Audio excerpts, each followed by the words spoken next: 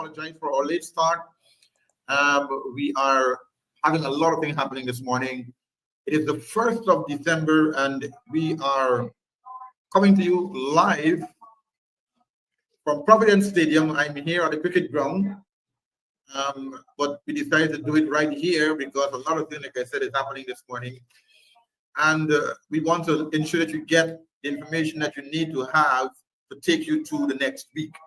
And so, welcome to our broadcast. And if you hear any little noise in the background, it's because the commentator booth is just next door. But we are so happy that you could join us this morning. We have Dr. Hinds, the presidential candidate for the WPA, is my guest. Onyx Duncan will come in a few. But we thank all of you for joining us. And so we're going to get right into our program with Dr. David Hinds. Dr. Hinds, good morning. Good morning, Andrew. It is kind of deja vu where I usually be behind the scenes doing politics one-on-one, but now I am in front of the cameras interviewing you at this hour. So thank you so much for accepting our invitation to be a part of the program. How are you doing? I'm doing all right. I was just about to say that even long before you start helping me with Politics 101, you used to interview me 10 years ago. News. Safe 2 News. And, yes. Yeah. And all of that. So you're a veteran in the business. Yeah. Yes. Dr. Hinds, let me start off first with my first question. Everybody's talking about the WPA. The PPP is telling us, or telling Guyana, that the WPA has no membership, there's nobody there, it's only a 3-man, 4-man party, and that there's nothing really going on. But I wanna do something that may jog your memory, and those of you viewing here this morning, about your party, because a lot of folks are forgetting to. They have forgotten that the WPA has been in existence since 1974. Yes. Right. And that the party has been in election since then. Tell us, Dr. Hinds, how is the WPA today, and who are its new leaders, etc.? Well, look, the WPA is, as you said, has been around since 1974, and we're still here. I am still here. I am very active in Guyanese politics. We continue to be active in the country's politics. Now, in a society like ours, that is a bifurcated society, where our electoral politics are driven by our 2 major parties, third parties, as we call them, or other parties, or smaller parties, whatever name we give to them. There's always been this thing about whether they exist or don't exist, you see? And one doesn't bother with that. Look, if a party has 1 member, and that party has something to say, it is the democratic right of that party to say it, and it is the right of the people to hear what that party has to say. And so if we measure parties by how many votes they got to the last election, then we are robbing our country of a lot of its intellectual and political resources. And the WPA is not bothered by all of that issue. We continue to make our contribution to Guyanese society. The most talked about issue in Guyanese politics today is what is called the cash grant or cash transfer or cash handout, whatever you call it. It is the most popular issue. And it was put on the agenda by who? By which party? According to Jack, they were the defunct party. How can a defunct party put on the agenda the most talked about issue? And that is the cash transfer. You know what? We have been trying to get our people interested in oil and gas. We're trying to get them interested in the contract. We're trying to get them interested in this, interested in that. The first time our people en masse have become interested in an active way in anything to do with oil and gas is on the question of the cash grant. And although we may not be a party that got 1 million votes at the last election, we have put on the table, we have put on the agenda an issue that has galvanized the Guyanese society. And that is, one of the most important things about political contestation. It is not just the number of votes that you get, but how many people in the society you influence to get involved in the process. And we are proud. We are proud as a party to have over 50 years contributed tremendously to the political conversation in this country. You asked the question about our leadership. We come out of a tradition, what is called the New Left tradition of the 1960s and 70s. And these were radical political parties that questioned the status quo, questioned the way political power was being organized, questioned the way political party was being organized. And these parties turned their face away from the one-man leadership thing. So we came up with this notion of what is called collective leadership. So there was never any single leader, but collective leadership. And then we put it out in the form of co-leadership, whether they're 2 people or 4 people as the co-leaders. And it was a novel idea at the time, but we live in a society in Guyana and the Caribbean where people have continued to respond to a single leader. I noticed you are describing me here today as the leader of the WP, and that's what I'm talking about. I mean, that's our culture. That's part of our political culture. So what we did in the WPA is that we elected 4 co-leaders. Brother Takumo Gonse, who's well known. Brother Rohit Kadai, who's not so well known, one of our Indian Guyanese brothers, and myself, 3 co-leaders. I said 4, sorry, 3 co-leaders. And that is in keeping with the party's tradition of saying that we are not a one-man leader kind of party. But then I am named as the presidential candidate, which suggests first among equals, which I think is what the society respond as a single leader. So we are trying to straddle our traditional fidelity to a collective form of leadership, while at the same time recognizing that the society still responds to the single leader, the first among equals. So as presidential candidates, what we are saying is that I am part of a co-leadership, but that I am first among equals, so to speak. So it's a way of straddling the 2. So it is not necessarily that it's a one-man show, it's a co-leadership. But we recognize that in the wider society, people pick their leaders of parties. I mean, when Walter Rodney was alive, he was never elected as WPA leader. But the people always say Walter Rodney was the leader. They even said he was the founder. Walter Rodney was not even a co-founder of the WPA. WPA was founded in 1974. Walter Rodney joined when he came back to Guyana. He was not even a co-founder. But people say he's a founder, he's the leader. People talk about the PNC. The PNC, as a collective leadership, so far as I know, there's an executive and so on. But Aubrey Norton is the leader. He's elected as the leader. The AFC, Nigel Hughes. When you talk about the AFC, people talk about Nigel Hughes. And I suppose when people talk about today's WPA, they associate it with my name, so to speak. But I am not a single leader inside of the party.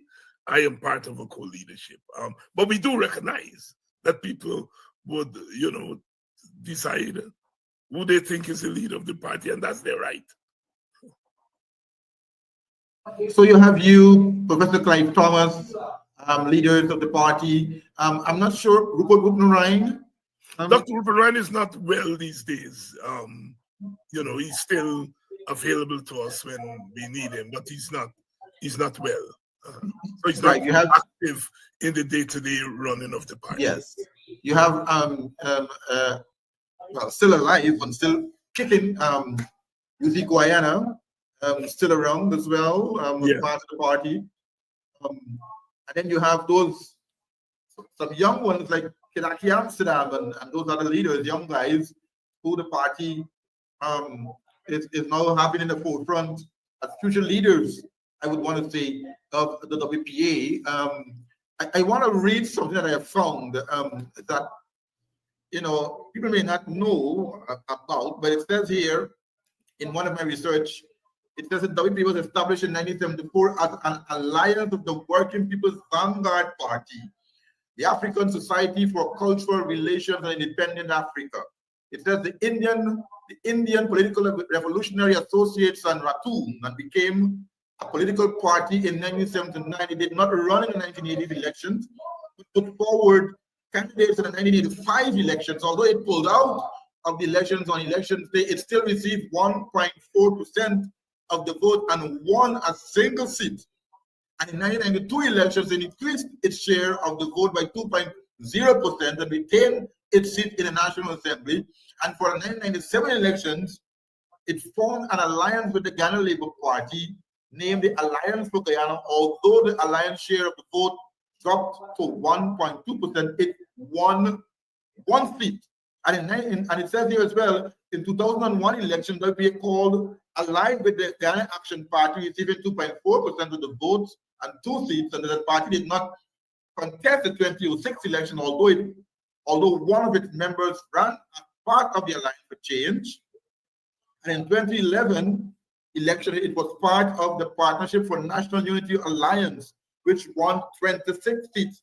Prior to the 2015 elections, the APNU formed a joint electoral list with the Alliance for Change, and the combined list won 33 seats, allowing the APNU leader, Dr. David Granger, Mr. David Granger, to become the president. So it shows here that your party has a big stake in this whole electoral system, in this whole political system. And it's not just a fly-by-night party. You have Walter Rodney, the founder of the party, which the people love to jump and talk about.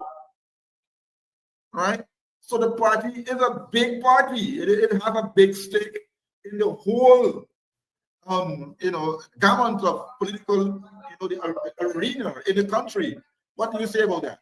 Yes, you can't write the political history of Guyana without taking into consideration the WPA. We played a big role in terms of mobilizing the society, putting ideas on the table, and so forth. So we are not as insignificant as people would want us to believe. And if you're a PPP, you want WPA not to be significant, because there are things that WPA can say, and the things that we do say that some other parties may not be able to say. The PPP loves to talk about who rig elections. They are part of the rigging.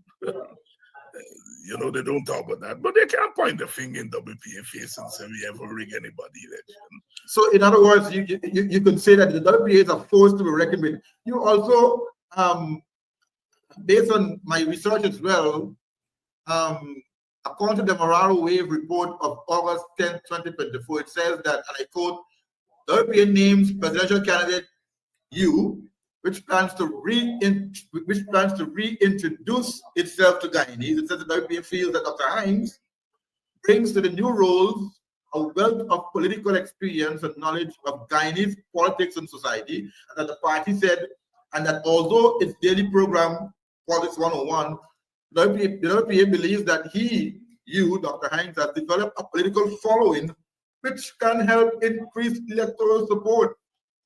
It says here as well that for Dr. Hinds, one of my questions I have for you though is, although that report says that it can increase electoral votes, my question to you is, are you absolutely sure that because of you having your big followings on Politics 101, that indeed can turn into votes, the big following you have online to turn into big numbers for the 2025 elections? Do you think so?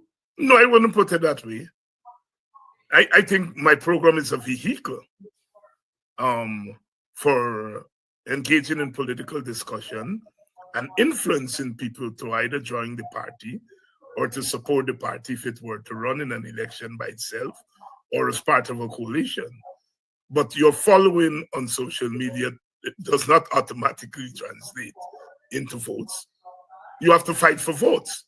And the votes available to a third party or third parties in Guyana are not big, are not many. I would say about 75 to 80% of our voting population will vote either PNC or PPP.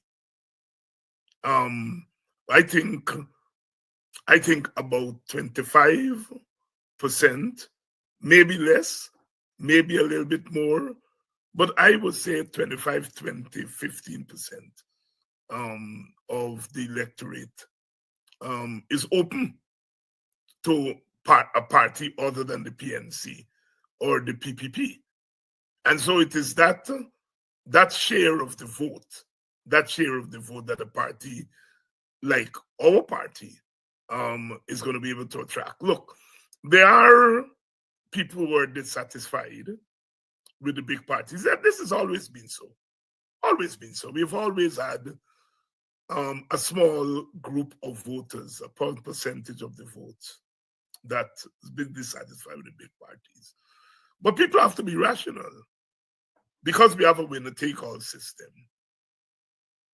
you want to be sure that you maximize your vote, because only one party could win in a winner-take-all system. And so someone may be open to voting for an AFC or open to voting for the WPA, but on the day of the vote would say, look, those parties don't stand a chance of winning in this kind of system. And so I am going to vote for one of the larger parties. And it's because of the system. If we had a different system where at the end of the election, we have a national government, we don't have a winner that takes all, I think third parties like ours would do better, because people would know that they're not going to waste their votes, that at the end of the day, all parties would be in the government, would be at the table. But once you have a winner-take-all system, where one party would win, the larger parties are likely to carry the big share of the vote. And that is why we in the WPA are saying coalition politics is the way to go, so that we are assuring our supporters that, look, if you vote for us, you're not voting for a loser, because we are part of a larger coalition. And so therefore, when you vote for us, you're voting for a larger coalition, which stands a better chance of winning than if we were to run by ourselves. Well, that's so true. That I know that our constitution framework does not cater yet, because I have a committee now putting in place to deal with constitution reform. Would you subscribe to a Switzerland model of government, where everybody sits at the table and decide who becomes the leader of the country? Do you subscribe to something like that, a Switzerland model? Because I hear Dr. Henry talks about this a lot of times in his presentation. Elaborate on that a little bit more for us as how Guyana could form that federation of government. I'm a big supporter of the Swiss model. Switzerland is made up of different ethnic groups like Guyana. And what happens is that at the end of the election, each ethnic group is represented in what is called the presidency. So they have a 4-person presidency. And each president or co-president has a veto power.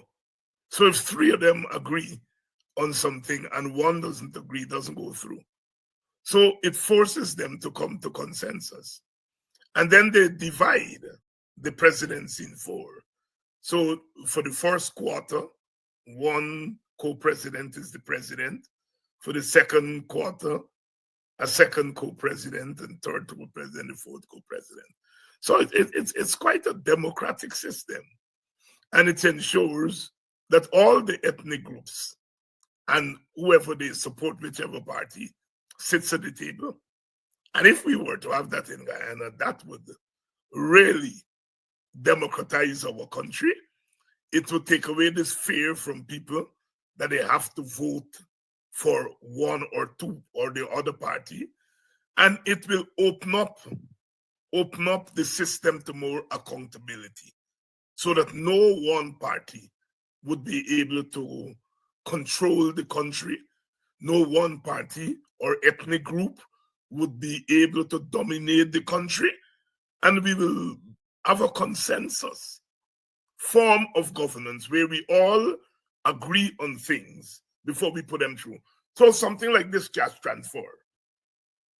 In a place like Switzerland, if one of the parties puts it forward, the other 3 will have to agree.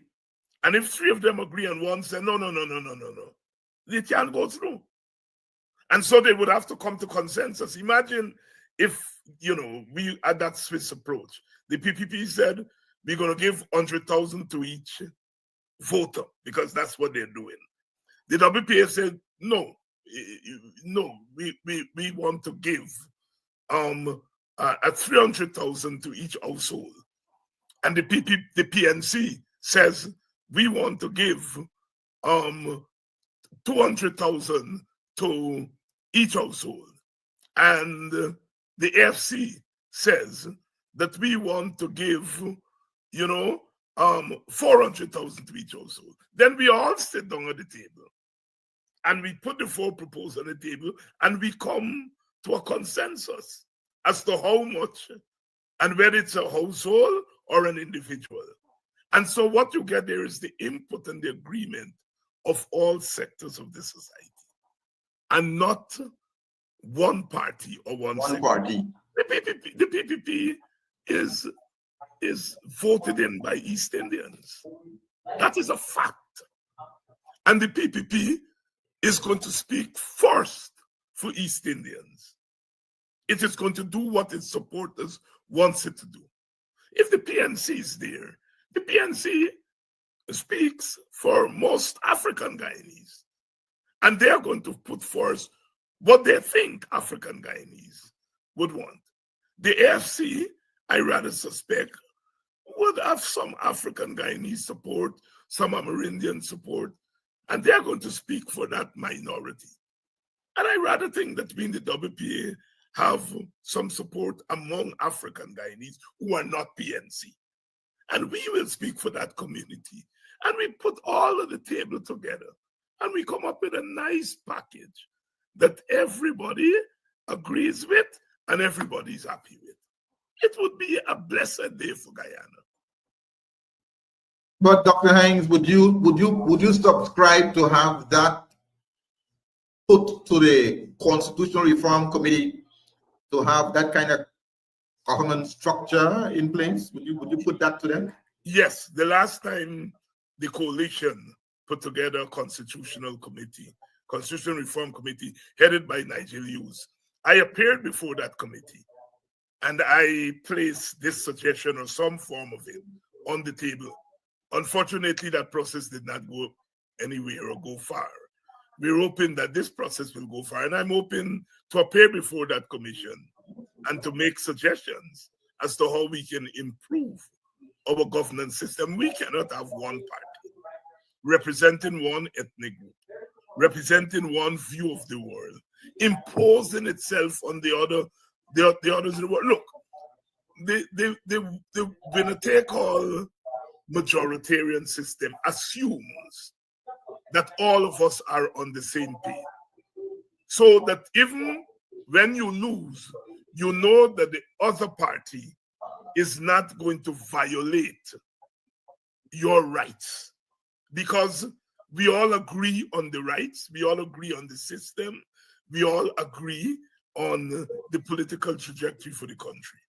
So that when one party wins, we don't feel that that party is going to dominate us. That is not the case in Guyana. We know those of us who are African Guyanese for the most part, those of us who support, the PNC, the FC, the WPA, we cannot depend on the PPP to represent our views. We cannot. And so in order to represent our views and the views of our supporters, we have to be at the table. Because as we have noticed, the PPP violates the views of our supporters, violates their rights. And so we cannot depend on the PPP to govern in the interest of all. And the PPP supporters have every right to believe that the PNC or the AFC or the WPA will not govern in the interest of all of Guyana. They have a right to believe that. And so since people believe that no single party will govern in the interest of all Guyanese, then all parties have to be at the table in order to govern in the interest of all Guyanese. Now, it is not the most ideal form of governance. It's going to have problems. It's going to take longer to arrive at this issue. But let me give you a practical example. The PPP come up, 2 months now or a month and a half? Say they're doing this cash grant.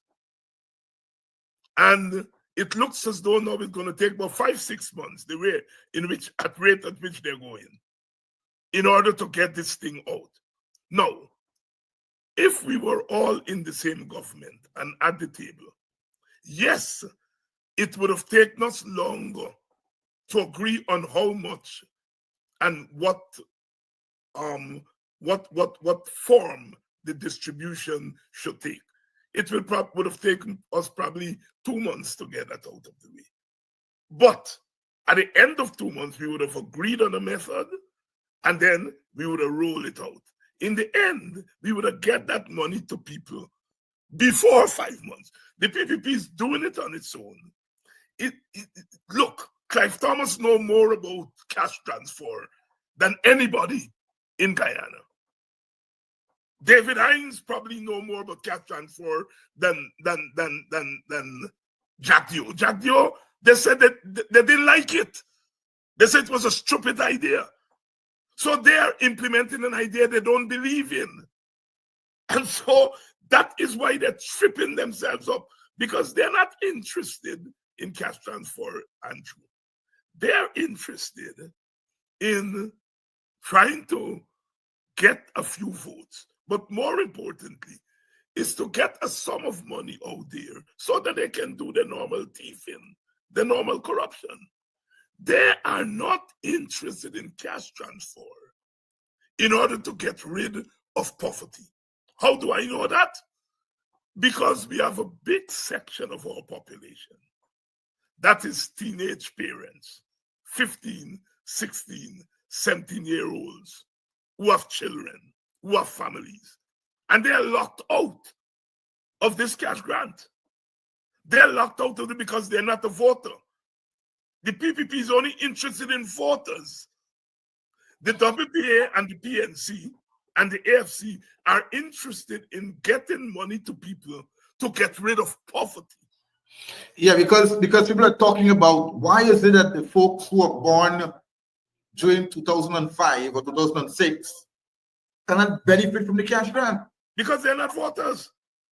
The PPP is interested in voters. Because for them, this thing is not about getting rid of poverty. It's about trying to get a few votes. But for us, it's about getting rid of poverty. Right. But they might have just lost a whole 100,000 of votes from the young people inside because they have left them out. Unintended consequences. That is when you don't believe in something, you'll end up not believing in anything.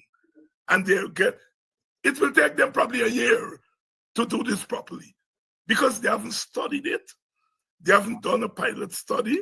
They haven't read up. They haven't studied where this thing is done, how people are able to distribute it. They haven't done anything because they do not believe in it. They do not believe in cash transfer. So it's a facade. It's just for show. No, we told them, look, this money was not in the budget. And so if you're going to give out this big set of money, you better go to Parliament. Why? You got to legislate everything. Only this week is where they go. Not to the Parliament and ask for supplementary. And then they realize they can't get all the money through supplementary. So they're not going to put it in next year's budget. But the WPA told you so. And instead of you listening to what we are saying, you say, oh, we are not listening to a defunct party. But your ideas are defunct. You are not a defunct party because you get half of the population vote for you. But your ideas are bankrupt. You don't know how to do anything with distributing oil resources except thieving it. When it comes to distributing it to people, you have no idea because you haven't thought it through, you haven't studied it.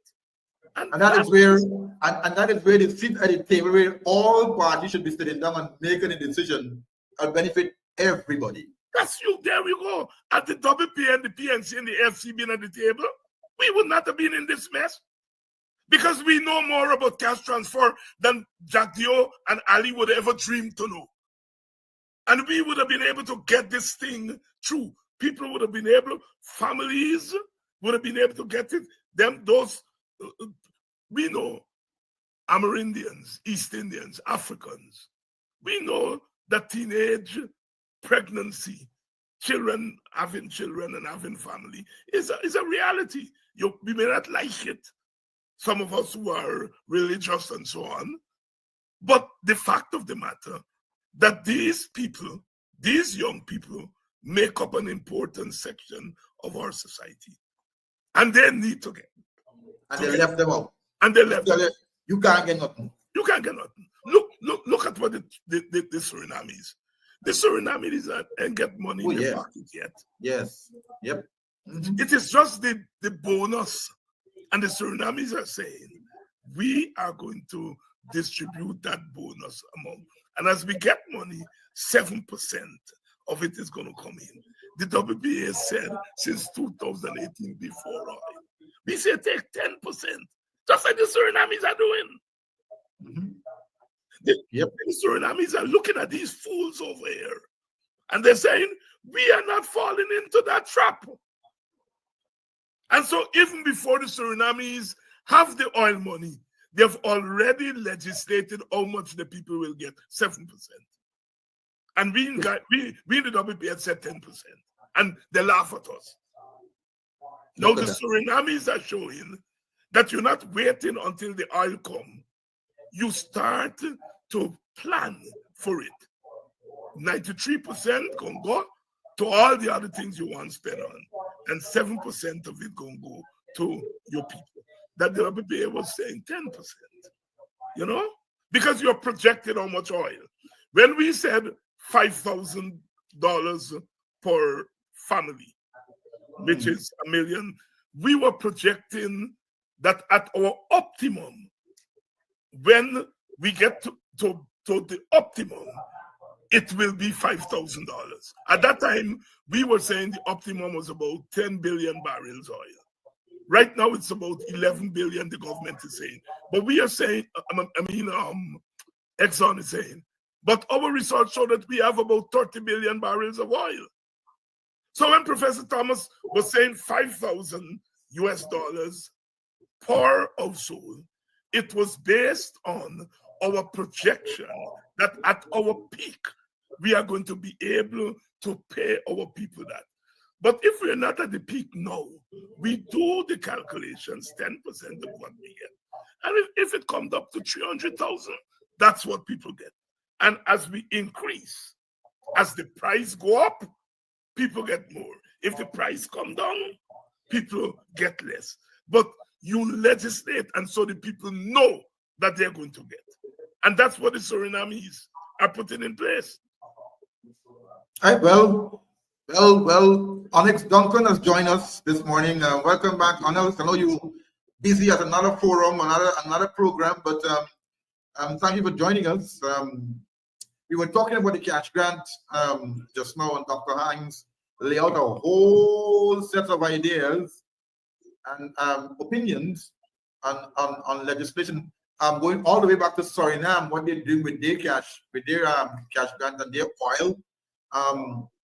And we also spoke about the PPP in its whole structure, how it formed itself. We also spoke about a federation system like Switzerland, where everybody have a seat at the table to decide on the best outcome on certain political decisions making in the country for the Guyanese people.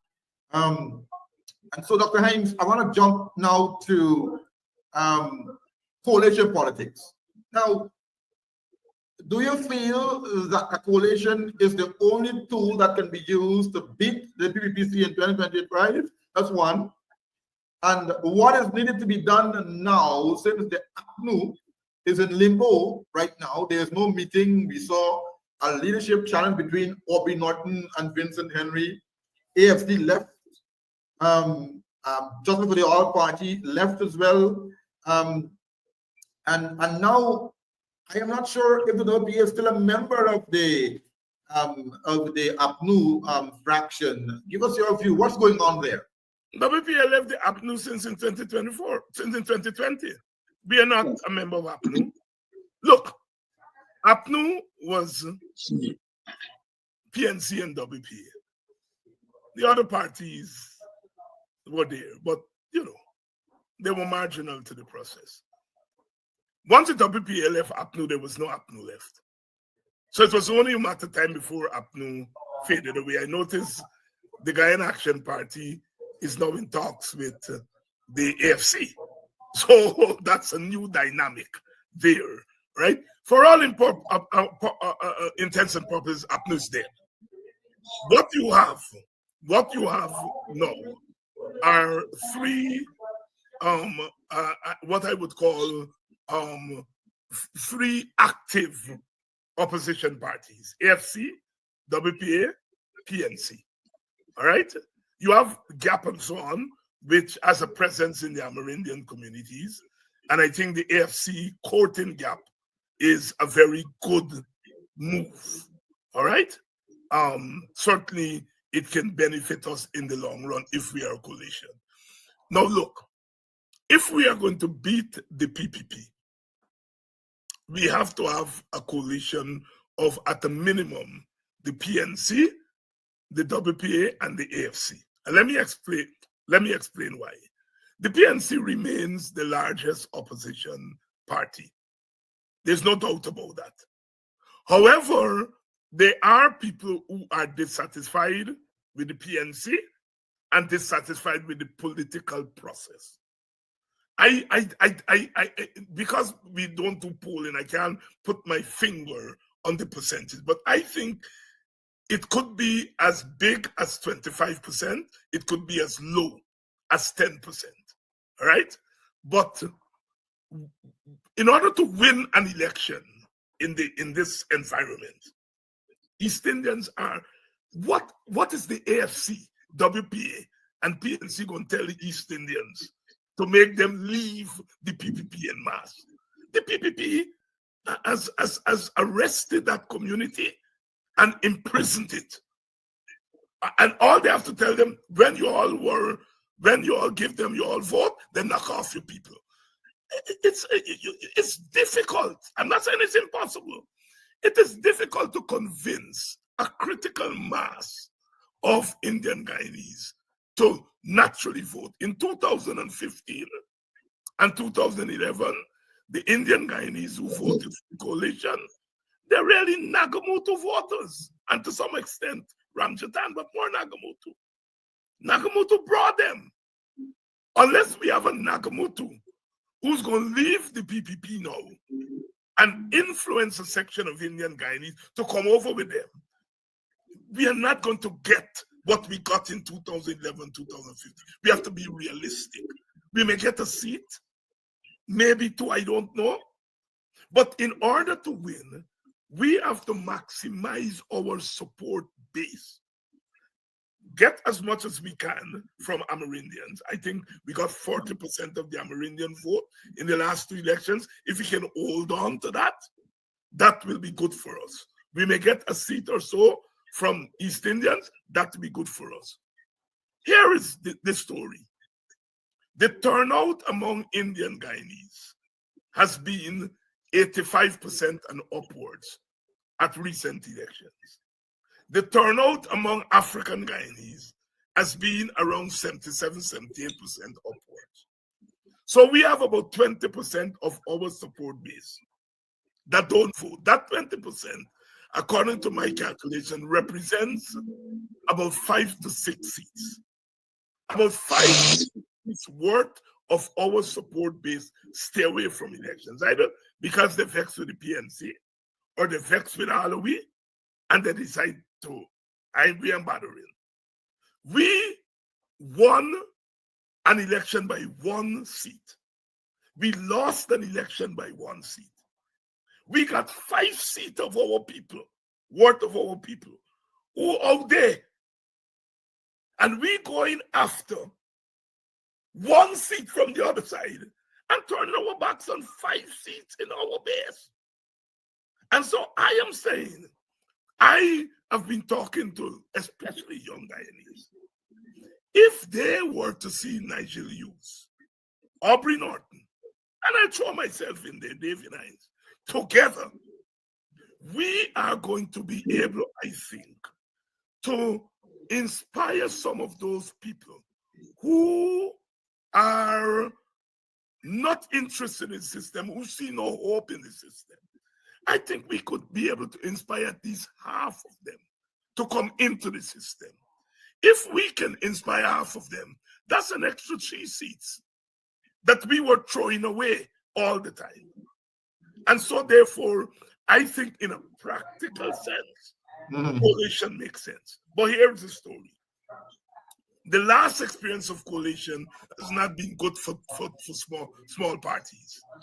The AFC had their problems with the coalition. The WP had their problems with the coalition. Largely because the leaders of the coalition at that time felt that the coalition was the big party alone. So although the AFC had seats in government, in parliament, the WP had one minister, 1 parliamentary seat. In effect, the big decision making was taken as if it was the big party alone. Yes. And so therefore, what the WP and the FC have to do is to try to, when we go to the table, take a critical mass of public opinion with us at the table and to say, look, we represent, there may not be votes, we may not be able to point to votes, but we may be able to point to a set of public opinion and say, look, this time around, we are not going against the arithmetic that says the big party has to get the most of spoils, the most minister, the most. But when it comes to decision making, the decision making has to be democratically done. So although we may not potentially have 150,000 voters that we bring. When we are about to make decisions, we do so.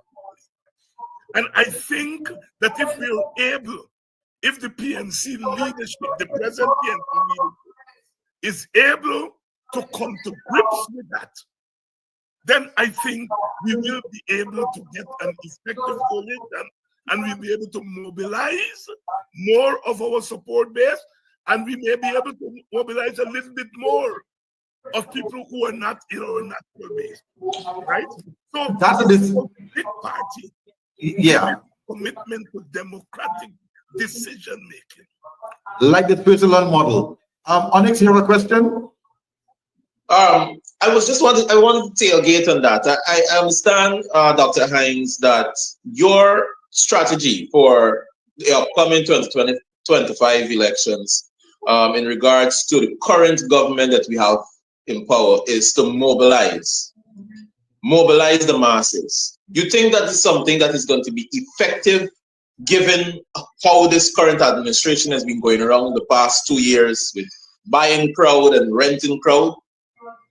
It's going to be more difficult than normal, because you now have to convince people that, look, you are going to be able to do better than these people.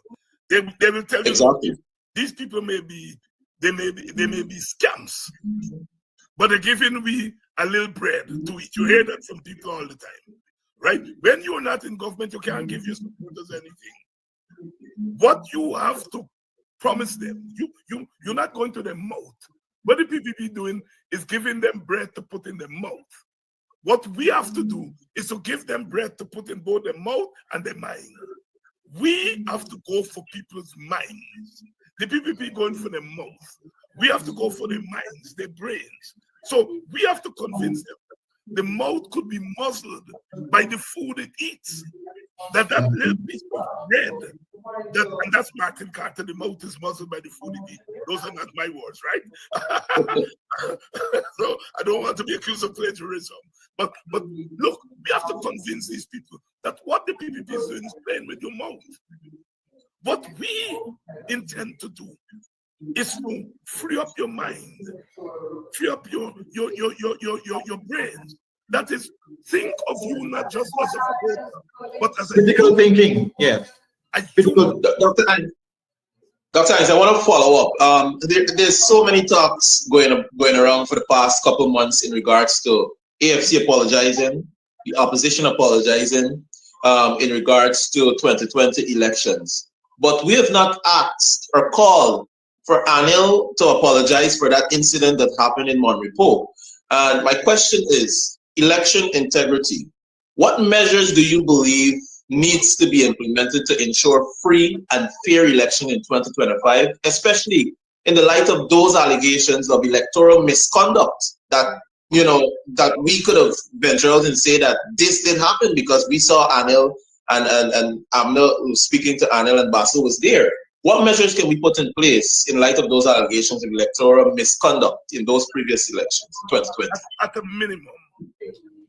a minimum, we have to tackle voter impersonation. It is becoming clearer and clearer that the PPP was able to quote-unquote win the election because of voter impersonation. That's correct. The chairman just said she had 8,000 cases of voter impersonation in the coalition give to her. She sent a sample, one sample of 2005. It came back 173 of 2005 people were not in the country. That represents 85%. Now, if the 85% holds true, 85% of 8,000 is 6,800 votes. That's a seat and a half that the PPP potentially got through just voter impersonation. All right, they won by one seat, but through voter impersonation, they got. Then you go to the 47 boxes, which the legal advice of GCOM, he said, if you don't have those documents in the box, it's a breach of the law. He said that is a breach of the law. He said, when Dennis Chabral asked him what the law says, he said the law says you must have the documents in the box, especially what we call the sensitive documents. Now, if you don't have the documents, what are you corresponding the votes in the box against? If you have 5,000 votes in the box and you got 4,000 for the PPP, 1,000 for the coalition, without the documents, how are you going to know that that is true? You see, the reason they took out the documents is that the documents would have showed less votes than what were actually in the box. So they burned the documents, they buried the documents, right? And in any country, those votes would have been cancelled because you cannot verify those votes. You cannot verify them. So as it counts all. Yes. So as it counts all. That's my point. So I give that prelude to say biometrics is a must because vote impersonation is too big. It's too big. Biometrics is a must.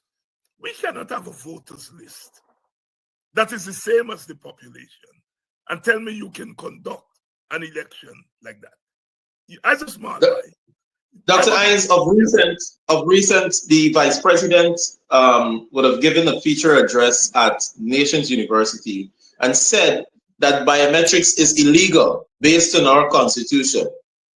So what do you have to say that? Then make it legal. That's all.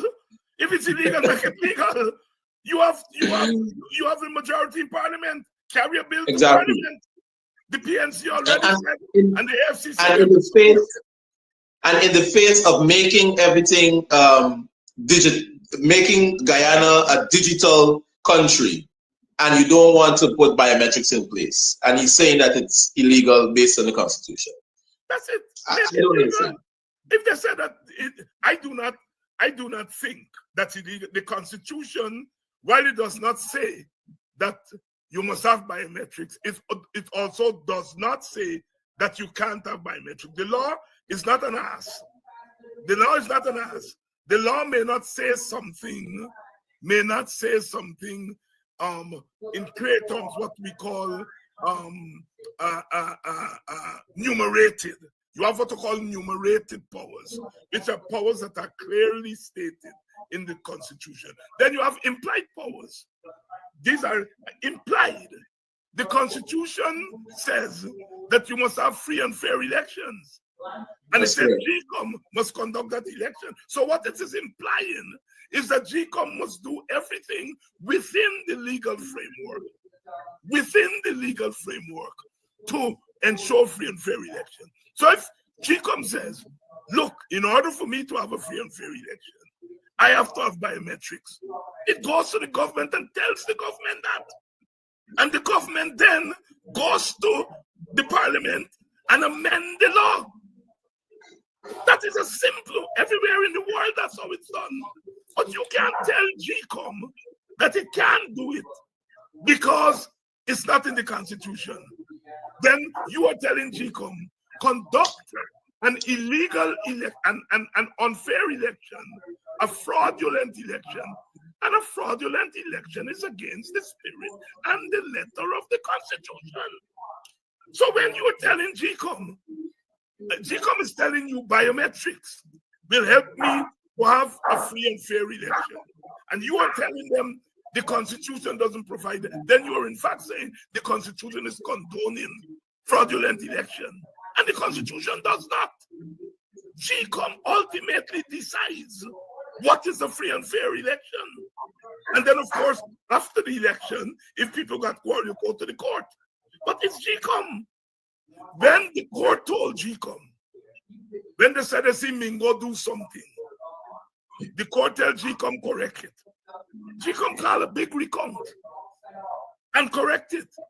But in the process of correcting it, GCOM unearthed another set of fraud. And it's saying that fraud must go to petition. Why you didn't tell the PPP? When they come and tell you they see Mingo doing something, why you didn't tell them to go to a petition? No, You correct their complaints. But when you get a whole ton of complaints from the other side, you're telling them petition. It's double standard and it's cover up of fraud that took place there. Dr. Hinds, I want to jump to stay on that same topic of GCOM because there's something happening here. Preparation for 2025 elections. You had Dr. Henry on your last show, and you were talking about the constitutional framework that surrounds GCOM and its elections, etc. But one, do you think GCOM in its current commissioner makeup are still needed today, or are they, or should there be some changes? Because according to my research, we had this battle since 1991 with Commissioner Sir Harold Bowers, when you had Rudy Collins when they were just 3 commissioners, and today you have 6 commissioners and a chairman who sits as the breaker, tiebreaker between between the 6 commissioners, who's in the pocket of the PPP and always voting on critical issues with the government commissioner. Do you think there is a need for a new makeup of GCOM to have to get free and fair elections in Guyana? And how should the new makeup of GCOM be? Let's be practical here. Let's be practical. We do not live in a society in which we have confidence in each other. PPP don't have confidence in the PNC, PNC don't have confidence in the PPP. And so both parties are going to want to be at the table to oversee the elections. I think we have to accept that fact. We can always talk about finding neutral people. Well, Claudette Singh was supposed to be neutral. And look what we end up with. Imagine if you say 7 commissioners and you don't want the PNC and the PPP at the table. Let me get 7 neutral people. You might end up with 7 PPP people or 7 PNC people. So it's okay for the 2 sides to be at the table. I think for the system to work, it is the chair that has to be independent. And the Steve Storage-Bally model was this. Storage-Bally never voted. He voted once in his whole, I think, almost 10 years in the commission. When it came time to vote, Storage-Bally would pull the 2 sides and let them come to a consensus. He did not use his casting vote. So he was a neutral chair. And that made the commission work. It made the formula that we now have work. The only time he voted was when the PPP wanted him to open the boxes. In 2015, just as Claudette did, she opened the box. The PPP wanted Storage-Bally to open it in 2015. He voted and said, no, I am not doing it. That's the only time he voted. Other than that, he's tried for consent. So the system worked to a large degree under Storage-Bally because he was a neutral chair. How do we know he was neutral? He obviously would have voted for PNC or PPP, I mean coalition or PPP. That's his business. But in terms of his conduct of GCOM, he didn't use his vote for one side or the other. So I like the Storage-Bally method. That is, the chair should not use a casting vote. I would support that model to take away the casting vote from the chair. But it might be like gridlock if both sides come. Gridlock is better than thieving. I rather gridlock than she vote with the PPP. Because ultimately, after you shadow box, somebody got to give. Something has to give. So look, the country's not going to fall up if it take 3 months to arrive at a decision rather than 3 days. I rather we take 3 months to arrive at a decision and it's a fair decision than 3 days to arrive at a decision that is an unfair decision. But Doc, would you call for the removal of the current GCOM chair before the elections? Would you call for it to be removed? Yes. Or I have no confidence in her. after what she did in 2020, because I think what she did in 2020 was she participated in a cover-up of the election. You have 8,000 potential voter impersonation. You hide that from the observers. You didn't include that in your decision making. And even after the election finished, you didn't do an investigation to find out whether this 8,000 is true or not, and what you could do to ensure that it doesn't happen again. You declared an election knowing fully well that there was potential fraud. If one out of that 8,000, if one person out of that 8,000 was not in the country at the time of voting, it was a breach of the law. If half of that 8,000 was not, it would change the outcome of the election. That is how serious it is. The government won, the PPP won by 1 seat. So if half, 4,000 of those voters were not in the country, it would have changed the outcome of the country. You sit there, you know that potentially that could happen, and you declare an election. Oh no. If you said, based on the raw count, this is what is here. But the recount change everything. A valid vote is a vote that is not spoiled. In a normal election, you vote and it's not spoiled. Once you go to the recount, the definition of a valid vote changes. A valid vote now becomes whether the vote was legally put in the box or not. That's why you open the box. You open the box to see whether the votes in there were legal or not. And you find out that some of them were not legal. So a valid vote is no longer an unspoiled vote. It is whether the vote in the box was done according to the rules and the laws. And the recount show that some of them were not. I have no confidence in her. I wanna just separate or go off track a little. With this current government and their foreign policy, how do you think, or how do you see the current government's foreign policy affecting its credibility and chances in the coming elections, especially with regards to the relationship that we have with US, China, and regional partners? Foreign policy don't decide behind these elections. But with this government, with this government, we know truly. The foreign policy becomes important, not for the voter consumption. The foreign policy becomes important for the behavior of external forces. Now, external forces have always played a role in our elections. From 1957 to the present, let's not fool ourselves. They either directly or indirectly influence the outcome of our elections. And so your foreign policy is really catered to them rather than to our people, because we don't vote on foreign. It doesn't influence our vote internally. Now, if the PPP decide that they're going to play ball with the Chinese and offend the Americans, then that could have implications for our country. If they decide that they're going to go with the American way and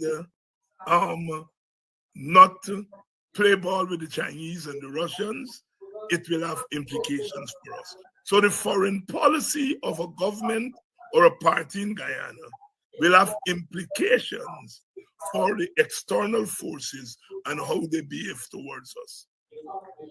Dr. Hinds, we're out of time, but I have one last question for you.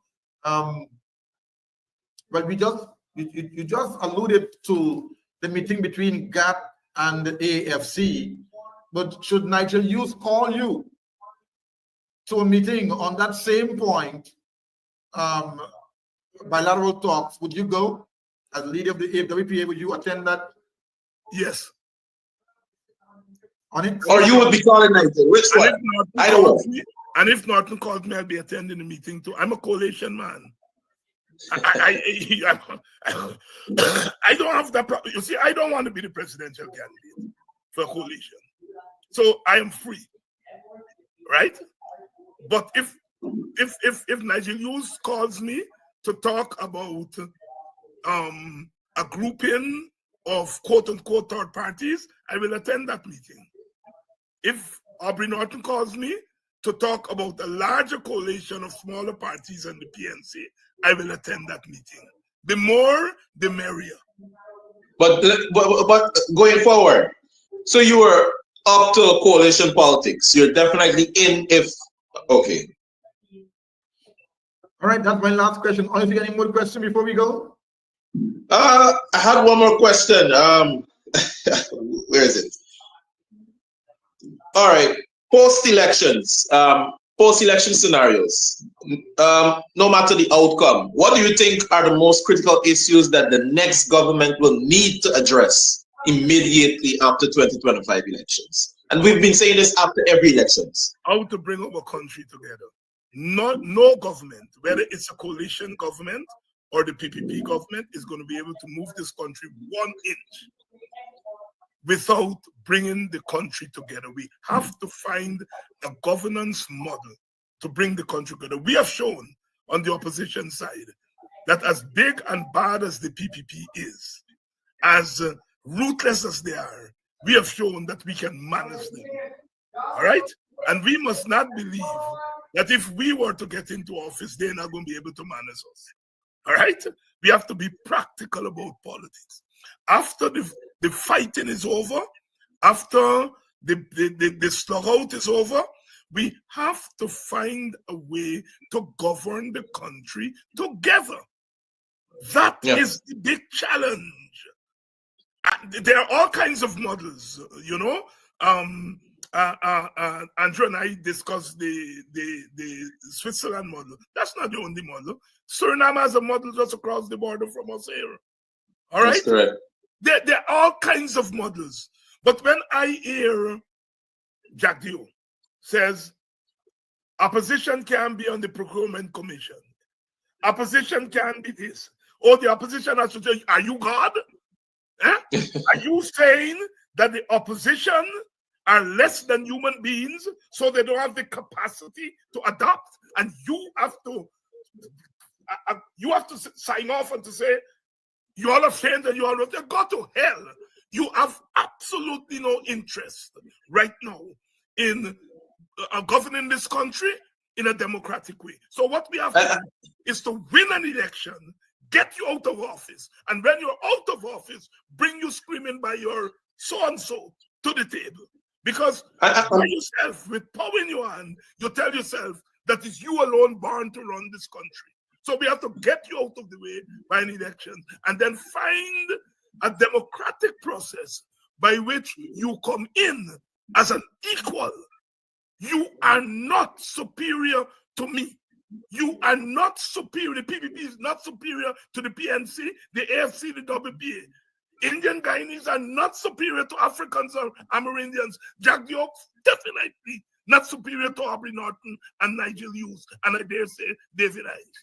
So we have to win election, create a democratic environment, and then the PPP bring them in so we can run our country together and free our people up from this prison we've been in. I'm happy that you ended on that note. And the democracy is one thing, and that's what the PPP don't believe in, because the democracy and good governance is inclusive and participatory. And if we don't all participate, we'll not be able to have a democratic country. So thank you so much for that, Dr. Hinds. Dr. Hinds, thank you very much for being at the program this afternoon. This morning is 11:30. We went half an hour, 10 minutes over the time. Doc, we're going to see you back again, because we have not